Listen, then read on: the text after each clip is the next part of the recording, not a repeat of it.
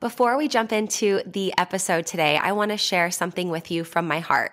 First of all, thank you so much for listening to the podcast. I really can't tell you how much your support means to me.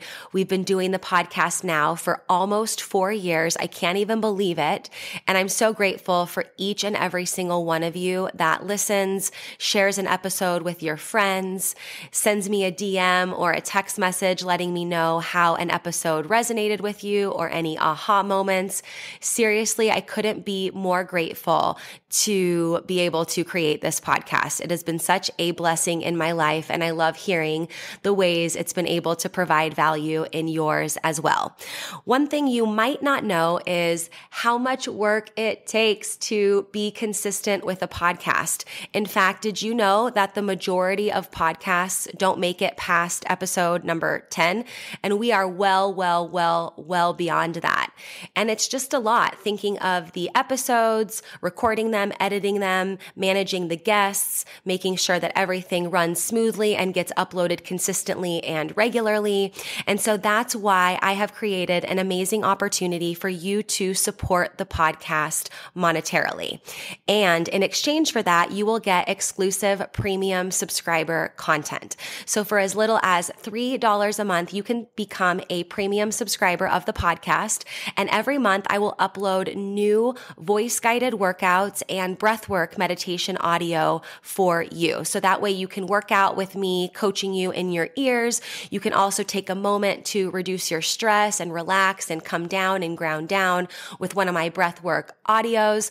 So if that is on your heart to support the podcast for as little as $3 a month to become a premium podcast subscriber, I can't tell you how much that means to me and the growth of this podcast. I appreciate you. If you're interested, click the link in the description, become a premium podcast subscriber, new content every month, and while supplies last, I'll send you an exclusive podcast coffee mug so you can have your self-love and sweat coffee every morning. I appreciate you. Now let's get into the show.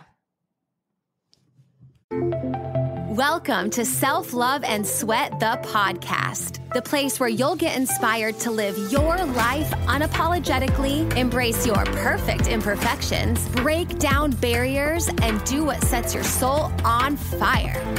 I'm your host, Lunden Souza.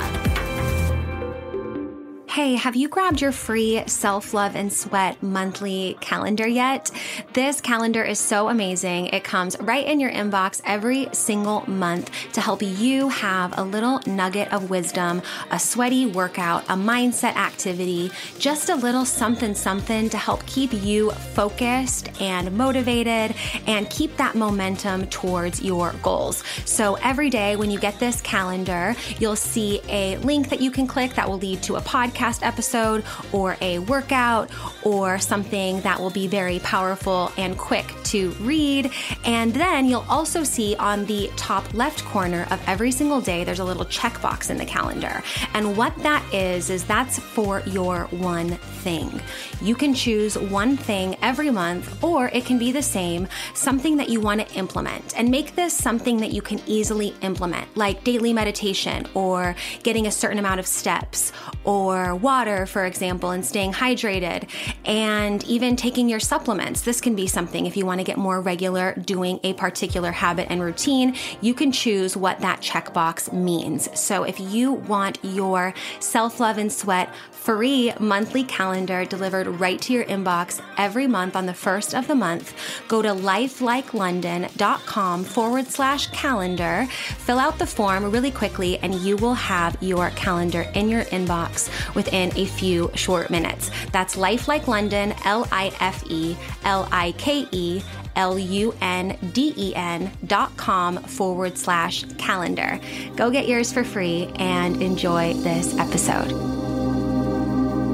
Welcome back to the podcast. Today we have Steve Smith as our guest today. He is the CEO of HOTWORX, which is a gym that I recently started going to since I moved to Utah. I have a friend who owns some, and she kept trying to get me to go into HOTWORX, and finally I made it in and just completely fell in love with this method of training in an infrared sauna at HOTWORX. And so with a little Instagram, let's say digging, if you will, I am so excited to have been in contact with you, Steve, and bring you here on the podcast to learn more about HOTWORX, learn more about you and the way that you've created such a massive company that is really changing lives, changing health and wellness. And so welcome to the show. I'm excited to have you.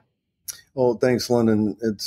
It's exciting to be here with you on your podcast. And, I'm looking forward to talking with you about fitness. Yeah. So let's start just from the, let's say conception of HOTWORX. Where did this idea come from? How did you decide to combine? And for those that don't know what HOTWORX is, maybe you can give us a little, more deeper background of kind of the three pillars and how you were able to kind of come up with that. So what HOTWORX is the first ever 24-hour infrared fitness studio.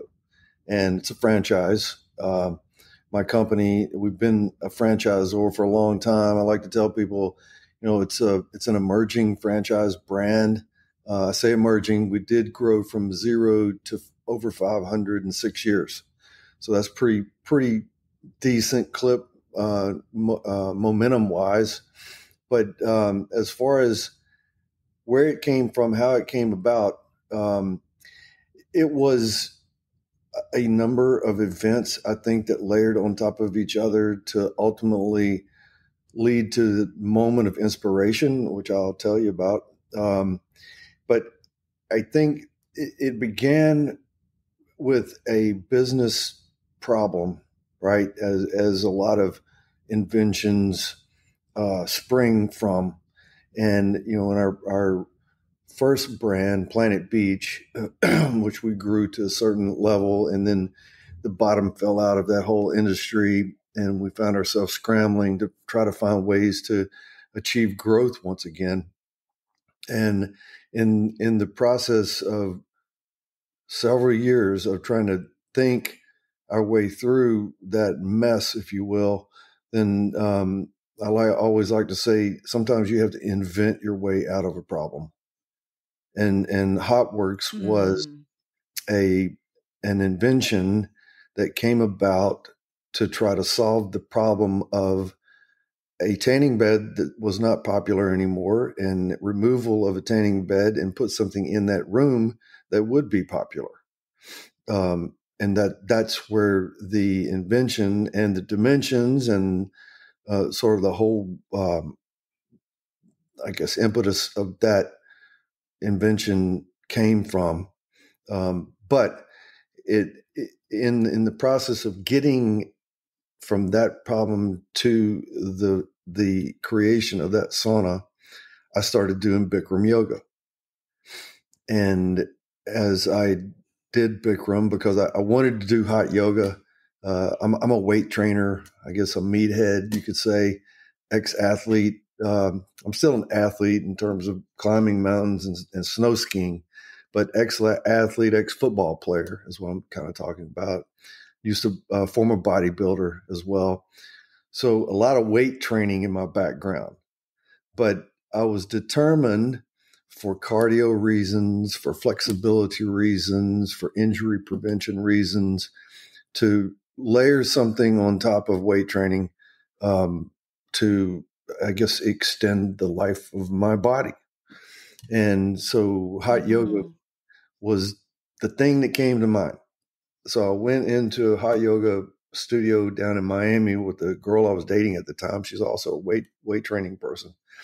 So we went in to this dingy little hot yoga studio for Bikram in Miami, and I lasted about 20 minutes. Got to the eagle pose, and that was it for me. There was the balance, the heart rate was up so high, and, just a serious challenge and such a departure from what I was used to in fitness. And it was a struggle. So I left the studio, went outside. To add insult to injury, the instructor came out to check on me to see if I was alive, I guess, and okay. And so that moment of embarrassment made me determined to at least get decent at yoga, right? So I got back to New Orleans, where I'm from, and started doing Bikram. And as I did it more and more often, I got better at it. I started to see big time results from it in all kinds of ways.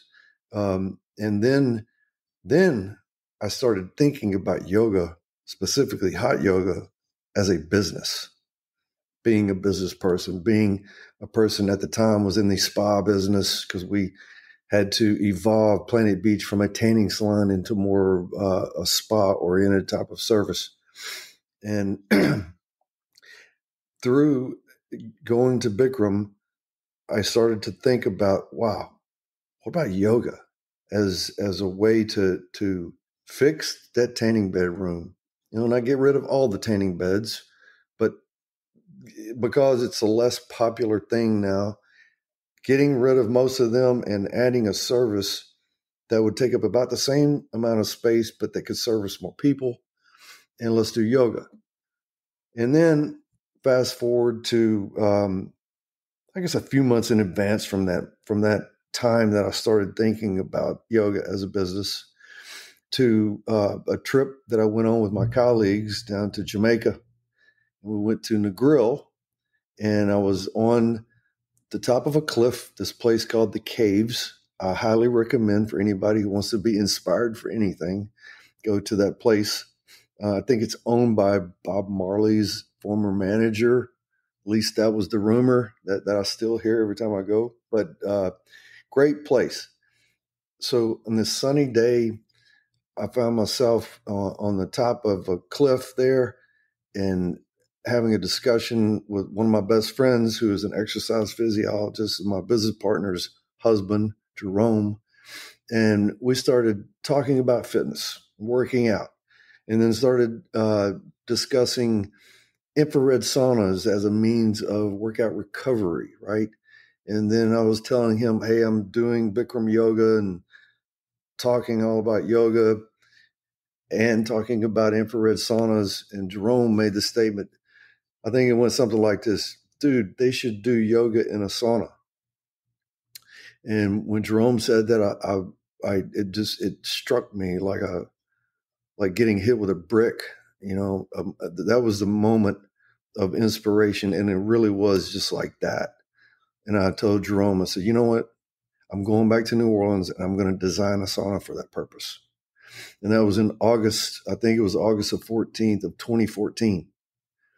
So came back to New Orleans, spent a year, well, almost a year. It took 10 months to get that moment of inspiration into a reality and a prototype. And the design that I came up with hasn't changed at all since we rolled out the first prototype at a trade show at the Javits Center in New York City. It was the International Franchise Association. And so this was going to be a new product service that we would place into Planet Beach, and which we did. And it showed up, we put it together, it worked, which seemed like a miracle. Thank God it worked at that trade show. And from that moment, we really knew we had something. And people were intrigued by it. We started placing those inside of Planet Beach locations. Sales numbers started to double, and people really loved it. But the problem with that sauna at that time, are you ready for this? The name of that sauna was the HOTWORX Detox. From the Bob Marley owned mountain. Oh, I didn't make the connection with the Bob Marley, but yes, from the Bob Marley cliff at the Caves to the HOTWORX Detox. And same sauna as we have today, but we knew we had to change the name, right? So we had it for let's see, that was 2015. Well, that name lasted about a year. And then after we came to the hard conclusion that that name was cute, but that was not going to be the name of the future for that machine. I went through this, I call it a creative wormhole of about a 5 or 6 week period of time to where I just obsessed and obsessed and obsessed over what the name of this thing should be. And I finally, after all these strange and weird like names and things to try to get something that was completely relevant to what that box did, that I found a naming service, believe it or not, online called squadhelp.com. So if you ever need to name anything, I recommend this website.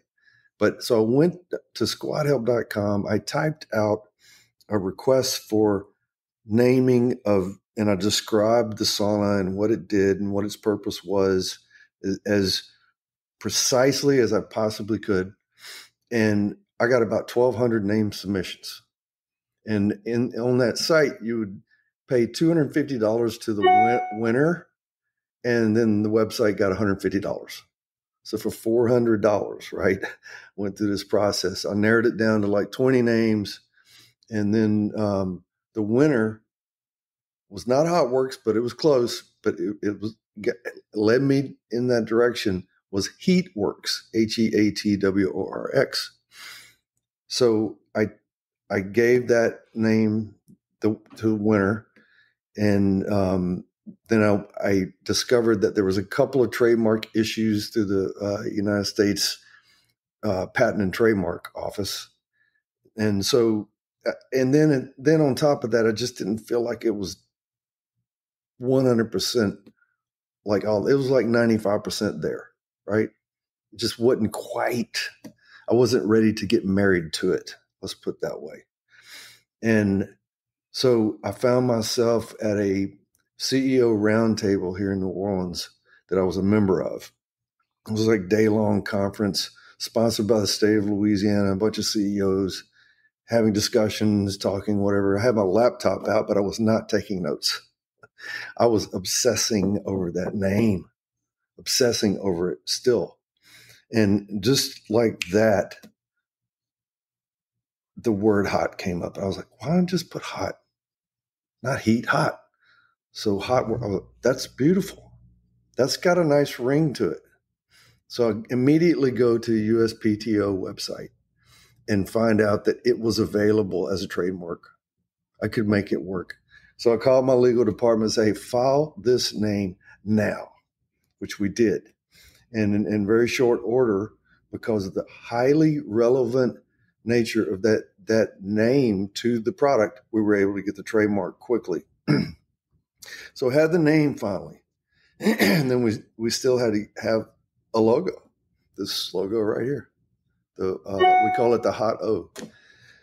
Yeah, so for those of you listening, it's a O that's like, looks like a flame. Yeah.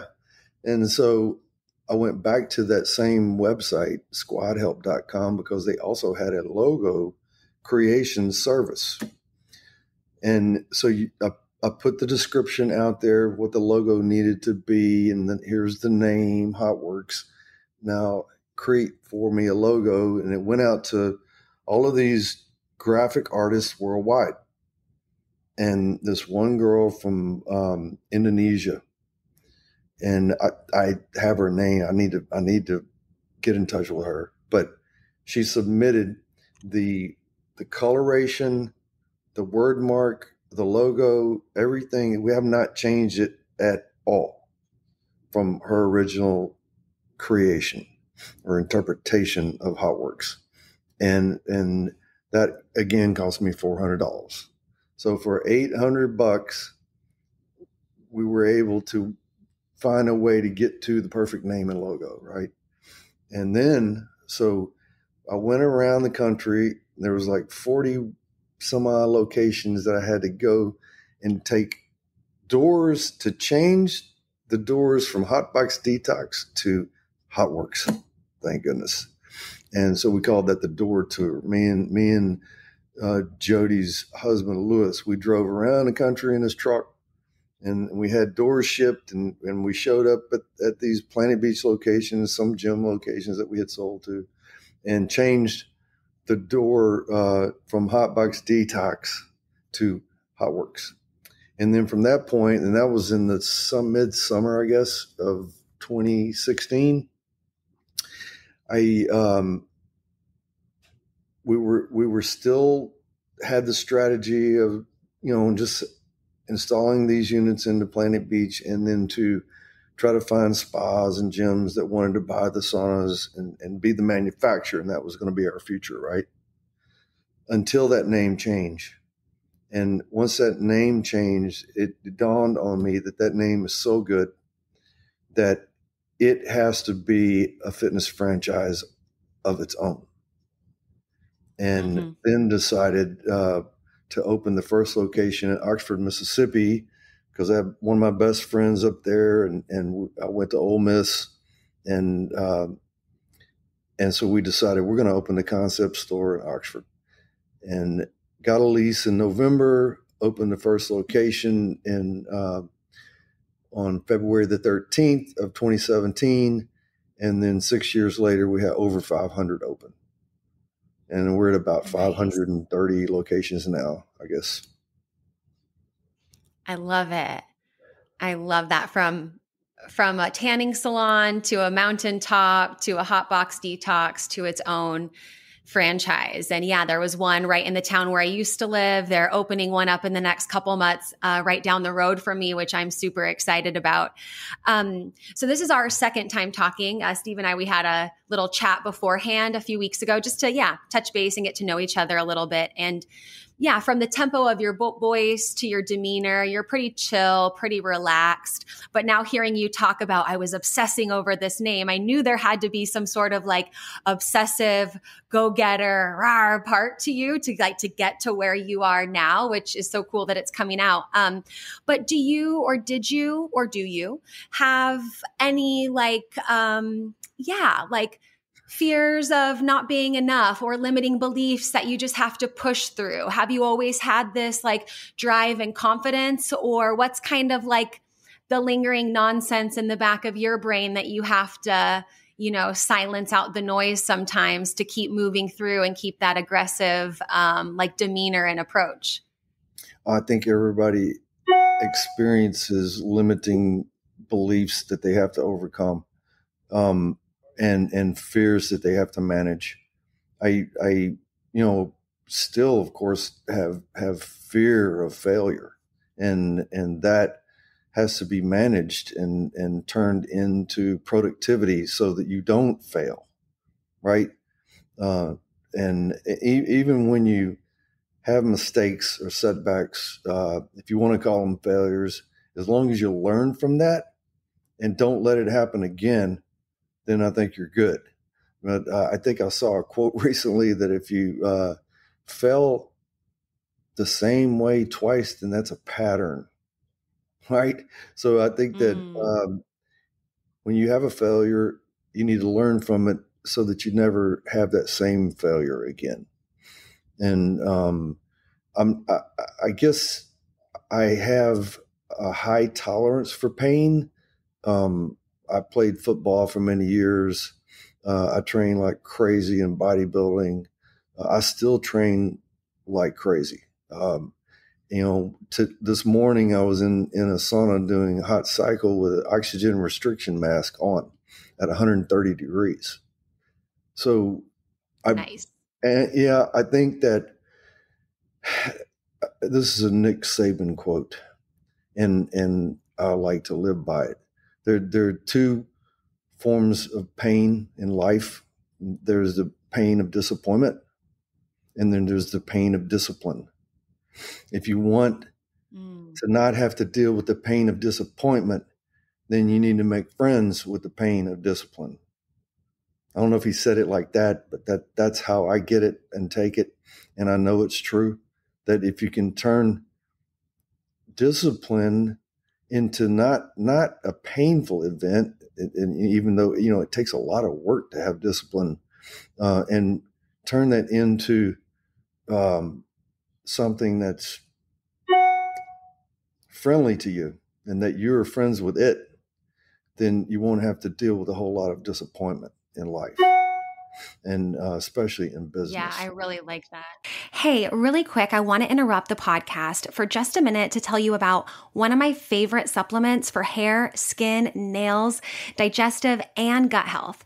And that is Snap Supplements Super Greens with collagen. Now, if you're following me on social media, you've probably seen me post about this a bunch because honestly, this product tastes amazing and it's jam-packed with nutrients, like I said, to support healthy hair, skin, and nails. It helps support detoxification, a healthy immune system, and there's even probiotics in there for a healthy gut.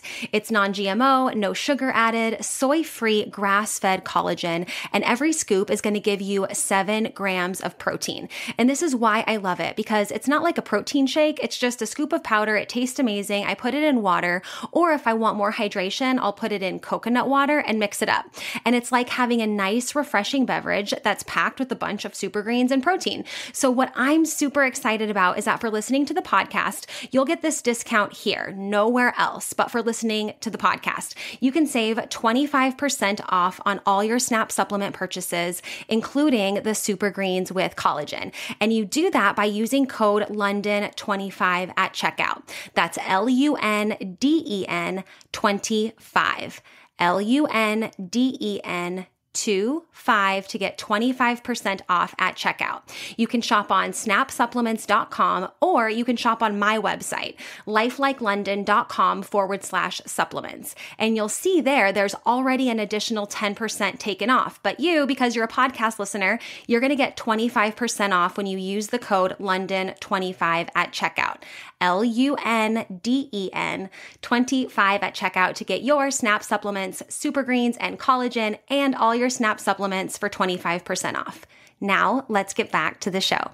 That the pain of discipline and the pain of disappointment. And I think that's why I love fitness so much, is because I feel like it transcends into other areas of our life. When we can push through a tough workout, when we have that discipline to show up, despite maybe being tired or whatever, might want to get in the way. I think people listening, there's so many ways that you can, or so many thoughts you could follow to then not be disciplined and not do what you say you're going to do. But for a really long time, fitness was my career before I transitioned into life coaching, podcasting, NLP, and all of that.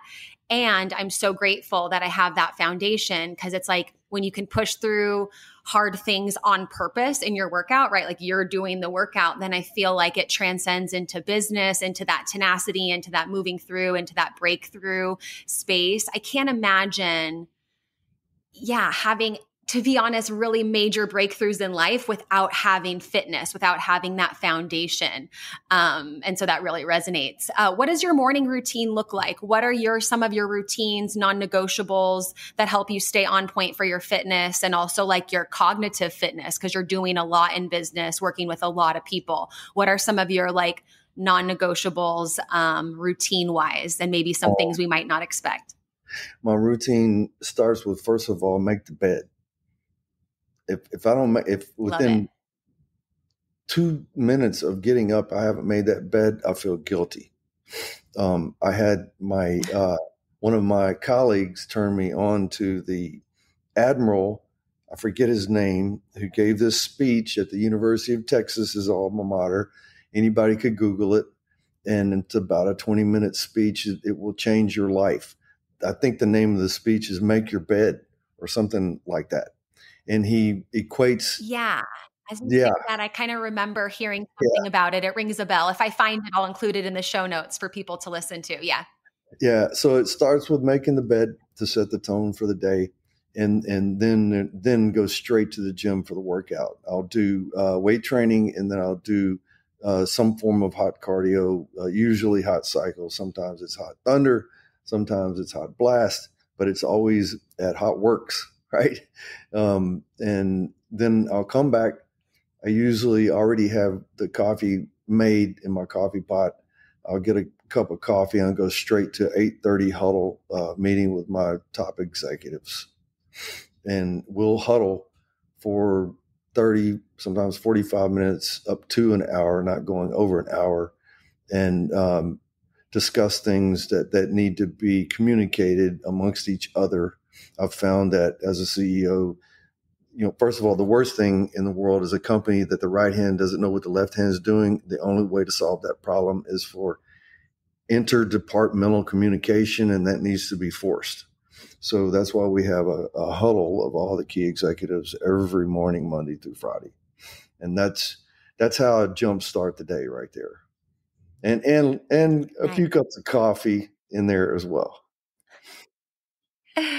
Yeah, but it seems like, those are, I would say, mundane, everyday things that absolutely make a difference. I'm so on the same page with the bed making thing. It's just like, get out and make the bed. And it feels like somehow like the day has started, like the rest is complete and the day has started. When the bed's unmade for me, it feels like unfinished business and like lingering things. I don't know why. Even if the door is shut, if I just know that it is, getting in your workout, getting in the communication and connection with your team. I think that's amazing. I think a lot of issues can arise, like you said, when the right hand's not talking to the left hand, or someone thinks, something is this way because they haven't been able to communicate with somebody to kind of give them the correct answer, or the whatever page you guys are on. So Monday through Friday, having that, like you said, forced, but I think that they probably appreciate that communication, that transparency, that basically no room for confusion. It's like, bring it all to the table every day so that there can be that clarity. I think that's really, really cool. What would you say is the best part about being a CEO, and like the hardest part about being a CEO? The best part about being a CEO is the learning, because you're fortunate enough to get the cliff notes about everything that's going on all the time. And so you're always in the know and learning in that way. The worst thing is having to manage people. I like to say players, because I feel like franchising is a sporting event, and it takes teamwork. When players are not giving their all, because to be successful at anything and to accomplish your potential, you have to play full out all the time. And I can't stand when people have the yo-yo effect. They're all in on one day, and then the next day they're turning in a D paper. I tell my executives, look, when you turn in a paper, whether or not it's going to be an A. Don't turn in a paper to me unless you know it's going to be an A already. And so when I get sloppy work, I don't like that at all, because I know they're more capable, and it's just a matter of motivation. There's the success killers out there. Number one is procrastination. And I can't stand that. And when I catch myself doing it, I kick myself in the butt for that. So that's the sworn enemy of achievement right there, is kicking the can down the road. So that's my biggest frustration, is when I have to manage and deal with that. But I guess what I like most about my job is the learning and the acceleration of thought that happens when you're serving as a CEO. Nice. I love that. Don't turn it in unless it's an A. And procrastination and the yo-yo effect too. We see that in fitness, where it's like you're all the way in and all the way out, and all the way in and all the way out. So resonates. What would you say, like, your growth plans? I know that you're at 500 something franchises so far. Do you have a moonshot of like where you want to be by a certain, year or time frame? What does that look like? Like, share that big picture vision with us. Lunden, I think your metaphor of the moonshot is perfect, because to get to the moon, you have to launch off the launching pad. And that's the most difficult part, right? Is to get liftoff. So for the past 6 years, the launch and the effort that it took to get to 500 open was immense. The next couple of years is going to be more fun, I think, because of the level of momentum that we've already created. Now it's more tweaking and tweaking rather than shoving and shoving. And we'll go from 500 locations open to 1,000 in the next 2 years.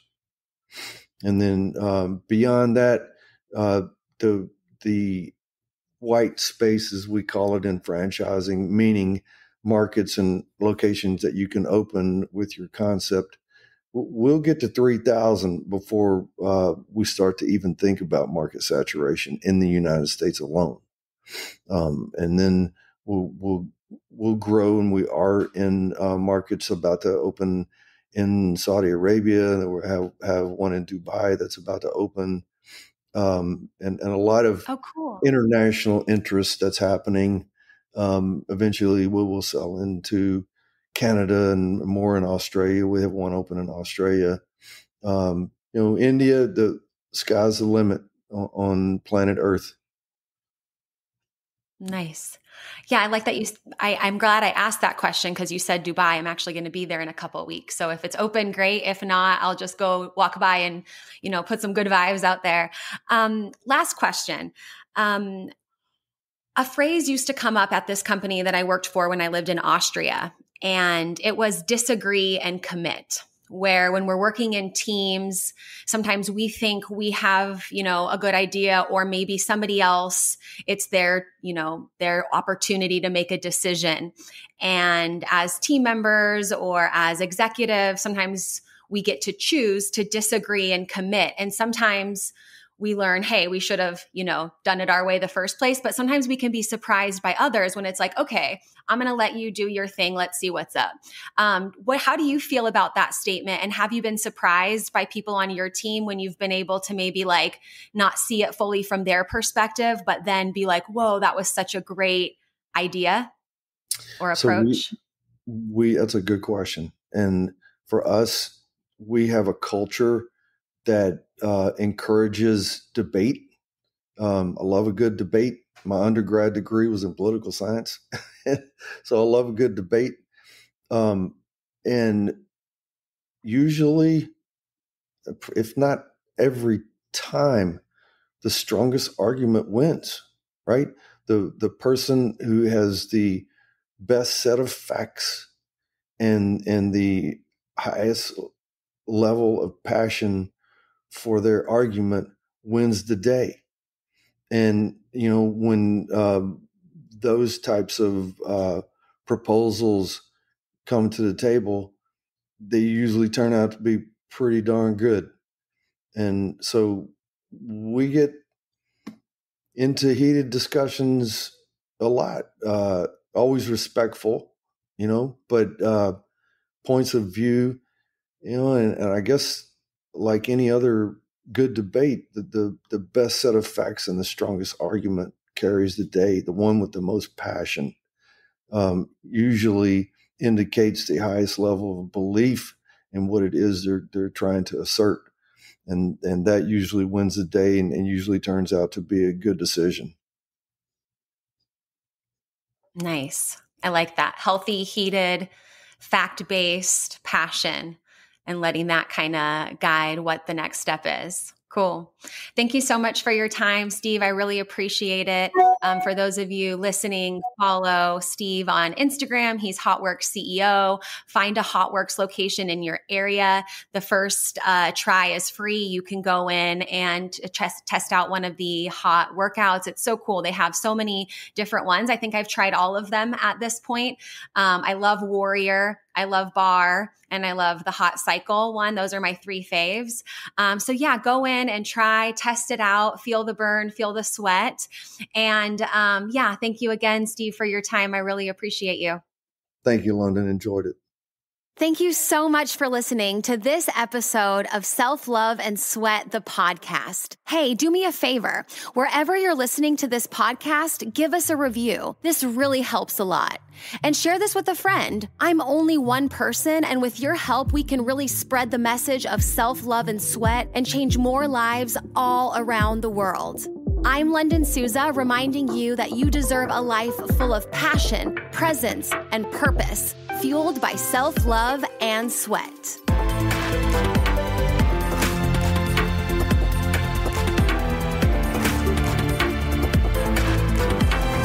This podcast is a Hit Spot Austria production.